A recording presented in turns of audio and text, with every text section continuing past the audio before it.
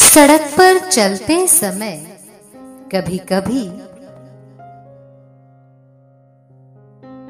गतिरोधक अर्थात speed breaker आ जाते हैं। कभी कभी सड़क भी टूटी हुई होती है, उस पर अनेक गड्ढे होते हैं। चाहे सड़क पर गड्ढे हो या स्पीड ब्रेकर हो, यदि कार चलाने वाला व्यक्ति अपनी कार की गति धीमी कर दे तो उसे न तो झटके लगते हैं और ना ही उसकी कार खराब होती है, बल्कि आसानी से यात्रा पूरी हो जाती है। इसी प्रकार से व्यक्ति के जीवन में कभी कभी लड़ाई झगड़ा, झूठे आरोप लगना आदि समस्याएं आ जाती है। व्यापार में घाटा, दुर्घटनाएं, घर या दुकान पर वस्तुओं की टूट फूट, नौकरों की या बच्चों की लापरवाही आदि से अनेक प्रकार की हानियां भी उठानी पड़ती है। कुछ दुष्ट लोग इकट्ठे होकर अन्याय भी करते हैं। कुछ लोग परेशान करते हैं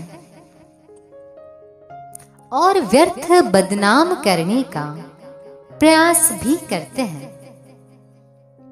इससे उसके भविष्य पर बुरा प्रभाव पड़ता है।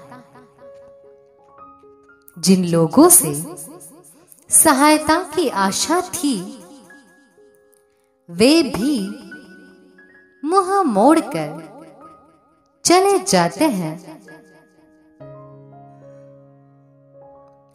कोई साथ नहीं देता, अब वो व्यक्ति संकट में आ जाता है। ऐसे परिस्थितियों में अनेक बार व्यक्ति निराश हो जाता है। वो सोचता है कि अब मैं क्या करूं, कुछ समझ में नहीं आ रहा।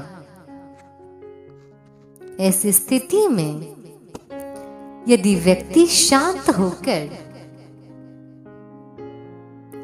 प्रभु की उपासना करे, सच्चे मन से प्रार्थना करे,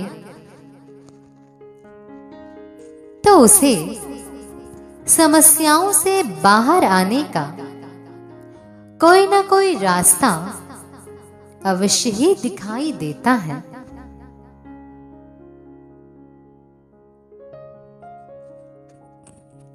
ऐसी स्थिति में धैर्य नहीं खोना चाहिए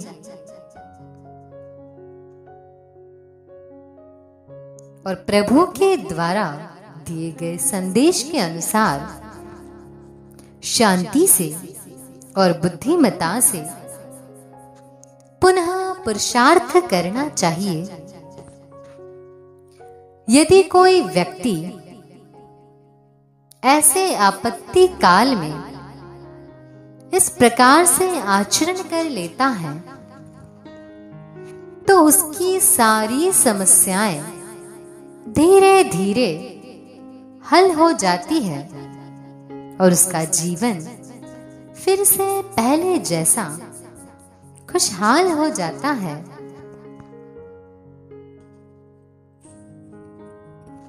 यदि ऐसा करने पर भी व्यक्ति की समस्याएं हल नहीं होती, तो उसे गंभीरता से पुनर्विचार करना चाहिए कि मुझसे कहां पर भूल हो रही है। कहीं ना कहीं उसकी भूल या कमी अवश्य होगी। एक, या तो वो आलसी, प्रमादी या पुरुषार्थहीन है, या नंबर 2, उसके पास साधनों की कमी है, या वो समस्याओं से बाहर निकलने की विधि को ठीक से नहीं जानता आदि। इन तीनों में से कोई न कोई कमी वहां पर अवश्य मिलेगी। इसीलिए पुनः निरीक्षण परीक्षण करना चाहिए और उस कमी को ढूंढना चाहिए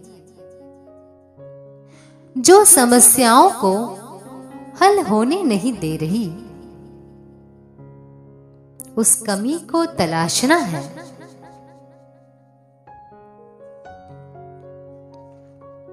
खोज करने पर जो भी कमी मिले उसे दूर करना अनिवार्य होगा, तभी समस्याएं हल होगी, अन्यथा नहीं।